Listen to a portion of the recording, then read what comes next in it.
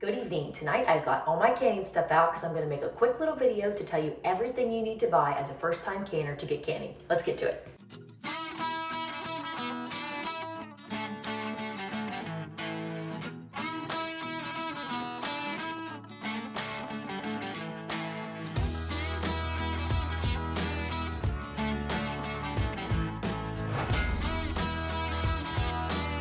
So here are the 10 things that you're going to need to purchase to get canning, but it's really only 8 because the last 2, the vinegar and the towel, you probably already have in your pantry. The first thing you're going to need is jars. This seems a little obvious, but if you're a first-time canner, looking at jars in the store can be very overwhelming. So you have 2 standard sizes. You have your pints and you have your quarts. And then if you're making jellies, a lot of people use these little guys, which is called the half pints. So it really just depends on what you're canning and what your preference is. If I'm doing pasta sauce, I want a bigger jar because this is how much pasta sauce I'm gonna need if I'm cooking dinner.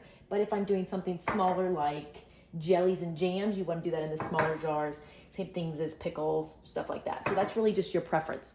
The second thing that you're going to need to purchase is lids. If you get on Amazon, you'll see a lot of off-brands. I would recommend staying away from those. In a video down the road, I will show you what off-brands actually work. But for now, I would say stick with either Ball or Kerr. Those have been around for decades and they work really well. You've got 2 sizes. You've got a wide mouth and a regular mouth. If you look over here, this is what a wide mouth jar looks like, and this is what a regular jar. Again, it's just preference. I actually prefer the wide mouth just because there's no rim and they're much easier to clean, but obviously both jars are fine. Now, the third thing you're gonna need is your bands. These are also called rings. Same thing as your lids. You've got 2 different sizes, the wide mouth and the regular mouth, and you can see them here. Here is a ring on that pasta sauce right there. If you are buying jars from the store for the first time, they will come like this in a little set, and it actually comes with the first 3 things that you need. It comes with the jar and the lid and the bands. But you can also buy the lids and the bands and the jars separately. The fourth thing is this right here. It's called a lid lifter. I'll be completely honest. I've canned for years and never had one of these, and I just got one recently as a gift, and I love it. You can do without it, but they're literally a couple dollars at Amazon. I'll put a link in the description below.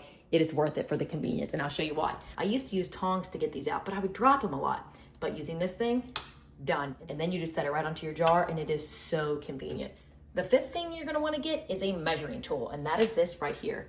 If you look closely, you can see the measurements: 1/4, 1/2, 3/4, and 1 inch. And this will be used when you're filling your jars to can, because some recipes need a full inch of headspace. So you would put this there to know how far to fill up your jar. Sometimes it only needs a 1/4 inch headspace, so you'd put it here. This is great if you're a first-time canner. Once you've canned a lot, you won't need this because you can eyeball it and tell how much you put in there and what the height is and what your headspace is. But as a first-time canner, this is a lifesaver. Item number 6, jar lifter tongs. These are amazing and you definitely need these. You use these to grab your jar and pull them out of the boiling water, because without this, there's no way to get them out because it's so hot. And this is nice because it has like a rubbery or silicone bottom, so it grabs onto those jars really nicely. I've never once dropped a jar using these. So item number 7 is the canning funnels. These are a lifesaver when you're making something that's liquidy, like jams and jellies or like applesauce, because when you're pouring it into your jars, you always want to try to keep the rim clean so that you get a really good seal. And without this, trying to scoop applesauce into this jar, it always runs down the sides and makes a mess. So if you have one of these, what you do is just set it there and then you can fill it, and it's so much easier. And then there's absolutely no mess on your jar that you then have to clean off. And then of course there's a bigger size as well for your wide mouth jars.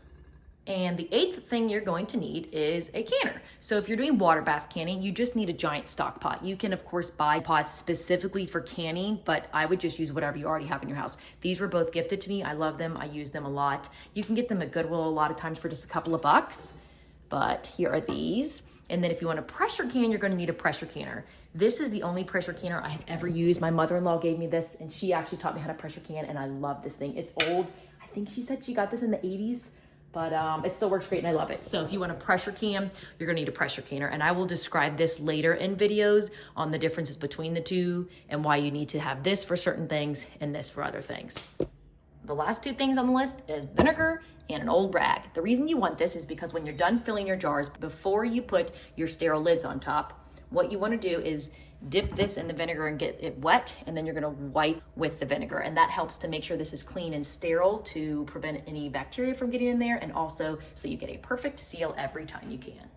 And that's it. So simple and so cheap. I will have links to all of the items that I have purchased behind me here in the description below to get them off Amazon. So it's really easy to get started on canning. If you are a first-time canner and you have questions, please put them in the comments below and I'll try to get them answered for you. And stay tuned because I have a couple other videos coming up that are going to be really helpful for some first-time canners. I'm going to be talking about how you can get a bunch of jars for free. I'll be doing another one about what off-brand lids actually work to save you a lot of money. And another video about the differences between the different jar sizes and what items you want to go into the specific jars and why you buy jars for certain projects.